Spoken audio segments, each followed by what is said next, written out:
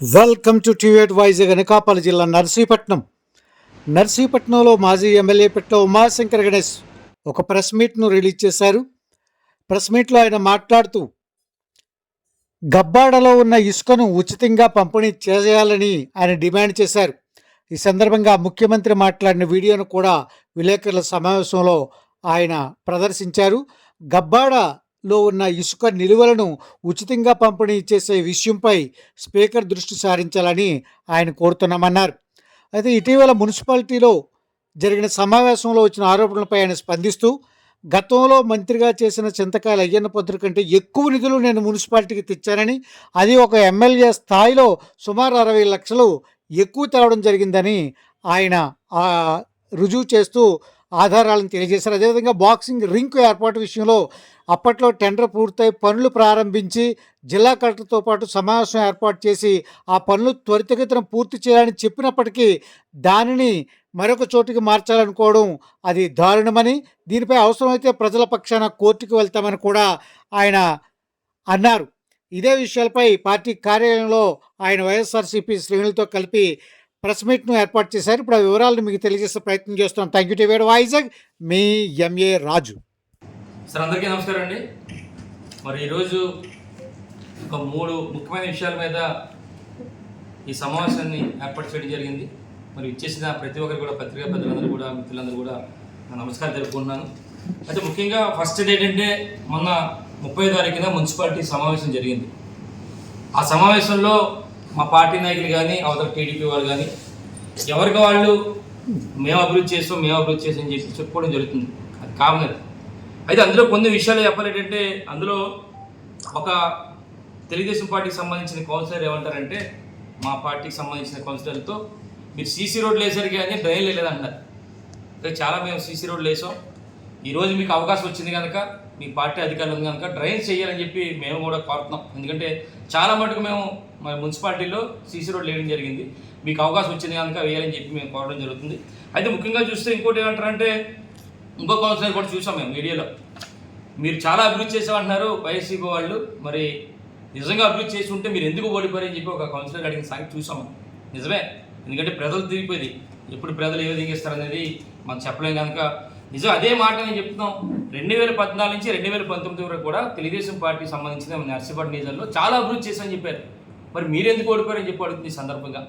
అంటే ఓటమి అనేది ప్రజల తాలూకు తీర్పు కనుక ఒకసారి మీరు గ్రహించాలని చెప్పి మరి మీ ద్వారా తెలియపరచడం జరుగుతుంది. మరి ఈ డిస్కషన్లో మా పార్టీకి సంబంధించిన కౌన్సిలర్ అందరూ కూడా మేము అభివృద్ధి చేసాం, ఉమాశంకర్ గణేష్ చేశారు, జగనన్న ఆధ్వర్యంలో ప్రభుత్వంలో చేశామని చెప్తున్నప్పుడు ఒక కౌన్సిలర్ ఏమంటాడంటే పట్ల గణేష్ ఇంట్లో పెట్టాడా అంటాడు. నిజమే, పట్ల గణేష్ ఇంట్లో ఏం పెట్టలే. నేను ఒకటే అంటున్నాను, ఈరోజు ప్రభుత్వం వచ్చింది, మరి జగనన్న ద్వారా చాలా అభివృద్ధి చేసాం. నేను ఒకటే అడుగుతున్నా, ఈరోజు ఎవరైతే ఈ పట్ల గణేష్ ఇంట్లో పెట్టాడా అని చెప్పి అంటున్నారో దానికి సమాధానం ఏంటంటే మరి 2014 నుంచి 19 వరకు కూడా తెలుగుదేశం పార్టీ హయాంలో మరి చాలా బిల్డింగ్లు కట్టారు అన్నారు. మరి అంతా కూడా ఎన్ని కూడా చందకాల అయిన బదులు ఇంట్లో కదా పెట్టాడా అని అడుగుతున్నా ఈ సందర్భంగా. మరి 2014 తెలుగుదేశం పార్టీ హయాంలో చాలా రోడ్లు వేసారబ్బా అంటున్నారు, అది ఏమన్నా చందకాల అయిన బదులు ఇంట్లో పెట్టాడా అని చెప్పి అడుగుతున్నా. అంటే ఈ విషయం ఎందుకు పర్టికులర్గా మీతో చెప్తున్నా అంటే మాట్లాడేటప్పుడు గౌరవం ఉండాలని చెప్పి అంటున్నా. మీరు గౌరవిస్తే మేము కూడా స్పీకర్ గారు బాగా చేస్తున్నారు, లేదా స్పీకర్ గారు ఈ విధంగా చేయండి అని చెప్పి మేము కోరుతాం. మీరు ఈరోజు అధికారంలో ఉంది కదా అని చెప్పి ఇష్టం వచ్చినట్టు మాట్లాడితే మేము అదే రీతిలో చింతకాల అయ్యని పాత్రనే సంబోధిస్తాం. తర్వాత స్పీకర్ గారిని మరి చింతకాల అయ్యని పాత్రని చెప్పి కేసులు పెడితే దానికి చట్టాలు పని చేసుకుంటాయి. అంటే పర్టికులర్గా ఆ పాయింట్ నేను మీకు ఎదురయ్యారని చెప్పేది ఏంటంటే గౌరవం అనేది ఈరోజు మీరు అధికారంలో ఉన్నారు, మంచి పొజిషన్లో ఉన్నారు, నిజంగా నష్టపడడం మంచి పేరు, మీరు అభివృద్ధి చేయండి అని చెప్పి అంటున్నాను ఈరోజు. అయితే ముఖ్యంగా ఈరోజు చెప్పాలంటే మరి ఈ సందర్భంగా మీకు చెప్పేది ఏంటంటే 2014 నుంచి 2019 వరకు కూడా 5 సంవత్సరాల్లో మరి తెలుగుదేశం ప్రభుత్వ హయాంలో మరి క్యాబినెట్ మంత్రిగా ఉన్న అయ్యన్న పాత్రుడు గారు ఏ విధంగా అభివృద్ధి చేశారనేది, అలాగే 2019 నుంచి 2024 వరకు కూడా మరి జగనన్న ప్రభుత్వంలో మేము మున్సిపాలిటీకి సంబంధించి ఏం చేసాం అనేది మేము ఇన్ఫర్మేషన్ యాక్ట్ ద్వారా సమాచార చట్టం ద్వారా మరి అడిగాం. నిర్ణయం మేము తీసుకున్నాం. అయితే మీ అందరికీ చెప్పాల్సింది ఏంటంటే మరి 2014 నుంచి 2019 వరకు కూడా మరి తెలుగుదేశం పార్టీ హయాంలో ఇక్కడున్న మరి అయ్యన్న పాత్రుడు గారు మంత్రిగా ఉన్నప్పుడు మరి సుమారుగా కేవలం ఒక నర్సీపట్నం మున్సిపాలిటీకి సంబంధించి మరి 19,05,00,000 రూపాయలు ఇచ్చినట్టుగా మరి అధికారులు మరి చెప్పడం జరిగింది. ఇది మున్సిపాలిటీతో పాటు వాళ్ళు చేసినవి కూడా కొన్ని కార్యక్రమాలు ఉన్నాయి. అవి ఏంటంటే మన బొడిపల్లిలో సీసీ రోడ్ ఒకటి చేశారు, అలాగే పెద్ద చెరువు దగ్గర ఒక రోడ్ వేశారు, సారందారిలో ఒక డ్రైన్స్ చేశారు. ఇవి కాకుండా కేవలం మున్సిపాలిటీకి సంబంధించిన నిధులతో మరి 19,05,00,000 రూపాయలు మరి అప్పుడున్న మరి చంద్రగారు అయ్యన్నపాత్రి గారు మరి మంత్రిగా ఉండి ఆ కార్యక్రమం చేశారు. మేము వచ్చిన తర్వాత జగనన్న ప్రభుత్వంలో మరి మేమందరం కూడా మున్సిపాలిటీకి సంబంధించి మేము చూస్తే మా హయాంలో 19,66,00,000 అంటే వాళ్ళకంటే మున్సిపాలిటీ నుంచి 60,00,000 ఎక్స్ట్రా చేసాం. అంటే ఒక మంత్రిగా మరి అయ్యన్నపాత్రి గారు ఉన్నప్పటికీ కూడా ఒక శాసనసభ్యుడికి కేవలం శాసనసభ్యుడిగా 60,00,000 ఆయన కంటే ఎక్కువ కార్యక్రమాలు చేసాం. దాంతోపాటు మరి మేము చేసింది ఏంటంటే నర్సీపట్నం ముఖ్యంగా మన ఏరియా హాస్పిటల్కి సంబంధించి సుమారుగా 15 కోట్ల రూపాయలతో అక్కడ కార్యక్రమం చేసాం. దాంతోపాటు మరి మెయిన్ రోడ్డు సంబంధించిన 1,30,00,000 రూపాయలతో వర్క్ చేయడం జరిగింది. అలాగే సెంట్రల్ లైటింగ్కి సంబంధించి 35,00,000 రూపాయలు చేసాం. 30 ఫీట్ రోడ్లో సుమారుగా 1,40,000 చేసాం. అంటే సుమారుగా 3,15,00,000 రూపాయలతో అది. అలాగే 15 కోట్ల రూపాయలతో ఏరియా హాస్పిటల్ అంటే 18 కోట్లు. ఈ 18 కోట్లు కాకుండా మరి అదనంగా మేము చేసింది మున్సిపాలిటీ చేసింది ఏంటంటే 60,00,000 రూపాయలు ఎక్కువగా చేసామని నిజంగా గర్వపడుతుంది ఈరోజు. ఎందుకంటే ఒక స్థానిక మంత్రిగా ఉండి పెద్ద హోదాలో ఉన్న ఆయన కంటే ఒక 60,00,000 స్థానికంగా ఒక ఎమ్మెల్యే స్థాయిలో ఉండి నేను చేసి అంటే నిజంగా గర్వపడుతుంది. ఈ విధంగా అంటే మీ ద్వారా నర్సీపట్నం పురప్రజలకు చెప్పాలనే ఉద్దేశం మీద మరి ఈ కార్యక్రమం చేపట్టడం జరిగింది. అయితే ముఖ్యంగా చూస్తే నెక్స్ట్ రెండో విషయం ఏంటంటే ఈరోజు బాక్సింగ్ గురించి ఆల్రెడీ మనం గౌరవ కలెక్టర్ గారు కూడా చెప్పడం జరిగింది. ఎందుకంటే ఈరోజు నర్సీపట్నంలో ఎంతోమంది క్రీడాకారులు బాక్సింగ్ కానీ, ఉషు కానీ, అలాగే టైక్వాండోలో కానీ బ్రహ్మాండంగా జాతీయ స్థాయిలో చాలామంది మెడల్స్ తెచ్చారు. ఇక్కడ ఉన్న బ్రహ్మాండంగా కోచ్లు ఉన్నారు, నర్సీపట్నంలో బ్రహ్మాండంగా కోచ్లు మంచి తరఫేదిస్తున్నారు. అందరూ కూడా జాతీయ స్థాయిలో మెడల్స్ కూడా వచ్చాయి. మేమేమన్నామంటే వీళ్ళందరూ రిక్వెస్ట్ చేశారు మాకు మరి దేనికి సంబంధించిన జిల్లా గ్రామీణ సంబంధించి ఈ క్రీడాభివృద్ధికి సంబంధించిన నిధుల ద్వారా మాకు కలెక్టర్ గారి ద్వారా ఇప్పించండి, ఇక్కడ బాక్సింగ్ రింగ్ కావాలని చెప్పి అన్నప్పుడు మరి మేమందరం కూడా జిల్లా కలెక్టర్ గారి దగ్గర తీసుకెళ్ళి వారితో మాట్లాడడం. సుమారుగా 55,00,000 రూపాయలు శాంక్షన్ చేశారు. ఆ టెండర్స్ అన్నీ కూడా అయింది, మీ అందరూ తెలుసు, వర్క్ కూడా స్టార్ట్ చేశారు. మరి దాని మీదే మేమందరం కూడా ఒక కలెక్టర్ గారికి ఎప్పుడు ఇచ్చామంటే సుమారుగా గత నెల 12వ తారీఖున కలెక్టర్ గారికి ఒక లెటర్ పెట్టాం. అంటే సుమారుగా ఈ రోజుకి ఒక 20 రోజుల వరకు ఉంది. మేమేమన్నామంటే కలెక్టర్ గారిని రిక్వెస్ట్ చేశారంటే ఒకవేళ ఏదైతే ప్రదేశం మేము సెలెక్ట్ చేసామో అది అభ్యంతరం అయితే అది ఆపి పక్కన ఎక్కడైనా సెలెక్ట్ చేయండి. చేసి ఆ 55,00,000 రూపాయలు ఏదైతే గౌరవ కలెక్టర్ గారు గతంలో ఇచ్చిన కలెక్టర్ గారు ఇచ్చారో అది వేరే విధంగా ఉపయోగించకుండా మా నియోజకవర్గాన్ని ఉపయోగిస్తే బాక్సింగ్ రింగ్కి చాలామంది క్రీడాకారులు ఉపయోగపడుతుందని చెప్పి మేము లెటర్ పెట్టాం. సుమారుగా 20 రోజులైంది. మరి ఈ రోజు కూడా మరి వారి డిపార్ట్మెంట్ నుంచి ఎటువంటి సమాధానం మాకు రాలేదు కనుక మరొక వారం రోజులు చూస్తాం. ఎందుకంటే ఇప్పుడు దసరా సెలవులు కూడా మరి మన దీనికి హైకోర్టుకి సంబంధించి దసరా సెలవులు ఉన్నాయి. దాని మీద వెంటనే వారం రోజులు చూసిన తర్వాత ఈ లోపు ఏదైనా సమాధానం వస్తే పర్లేదు, లేదంటే జిల్లా కలెక్టర్ గారి మీద ఏడీ మైన్స్ అలాగే మన డీడీ మైన్స్ గారికి కూడా లెటర్లు పెట్టాం. వాళ్ళందరి మీద కూడా మా లీడర్ ఉన్నారు, మా కౌన్సిలర్ గారు, మా లీగల్ అడ్వైజర్ ఉన్నారు కనుక వారి ద్వారా మేమందరం కూడా మరి కోర్టుకు వెళ్ళి ఆ 55,00,000 రూపాయలు మా కోరిక ఏంటంటే ఆ 55,00,000 రూపాయలు అక్కడ చేయకపోతే పక్కన ఎక్కడైనా ఏదో స్థలం చూడండి, వారికి ఉపయోగకరంగా ఉండాలని చెప్పి మరి మీ ద్వారా మరి గౌరవ కలెక్టర్ గారికి మీరు చెప్తున్నాం. అదొక రెండో విషయం అండి. మూడోది చెప్పాలంటే ఇది శాండ్ గురించి కూడా మరి లెటర్ కూడా ఇచ్చాం. అంటే డీడీ మైన్స్ అనేది శాండ్ గురించి ఇచ్చాం కలెక్టర్ గారికి కాకుండా. అదే ఈ శాండ్ అది కూడా డీడీ మైన్స్ వారికి అలాగే కలెక్టర్ గారికి కూడా ఇవ్వడం జరిగింది. దీంట్లో మీ అందరికీ చెప్పాల్సింది ఏంటంటే సుమారుగా మీ అందరికీ తెలుసు గతంలో మన ఎన్నికల ముందు సుమారుగా నర్సీపట్నం నిధులనే భవన నిర్మాణ కార్యక్రమం అంటే సుమారుగా 5,000 పైగా ఉంటారు జనాలు. అంటే ప్రతిదీ కూడా దానికి సంబంధించి చాలామంది ఎన్నికల ముందు మరి కొత్త ప్రభుత్వం వస్తే బాగుంటుంది, తెలుగుదేశం ప్రభుత్వం వస్తే బాగుంటుంది, ఉచితంగా ఇసుకిస్తారు, మరి ఇస్తే మనకి బాగుంటుంది, మన అందరం కుటుంబాలు బాగుంటుంది అని చెప్పి చాలామంది సుమారుగా 90% మంది మరి తెలుగుదేశం పార్టీని గెలిపించారు.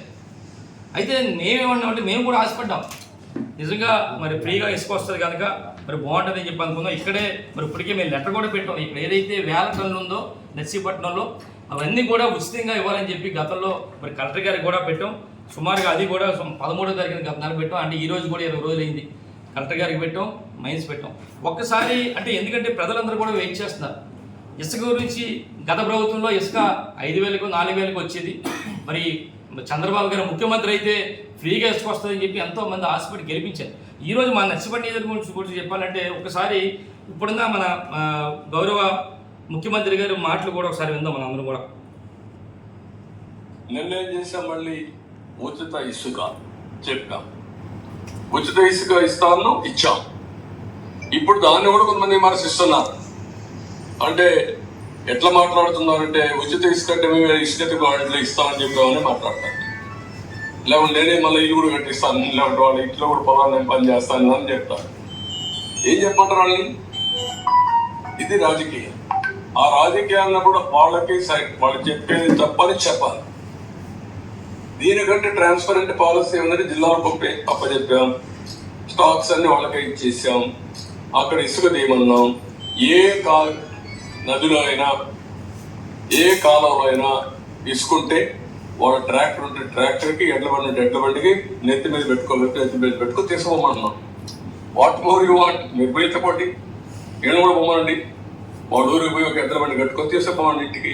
ఎవడొద్దన్నాడు? ఎవరన్నా పడతారు? అలాంటి బుద్ధి జ్ఞానం లేకుండా చేసే వాళ్ళు ఏమన్నారు? వాళ్ళని మనుషులు అనాలి ఉంటే వింత పశువులు కూడా ఉండవు. మరి ఉంటాయి, ఇవన్నీ ఉంటాయి ఛాలెంజెస్.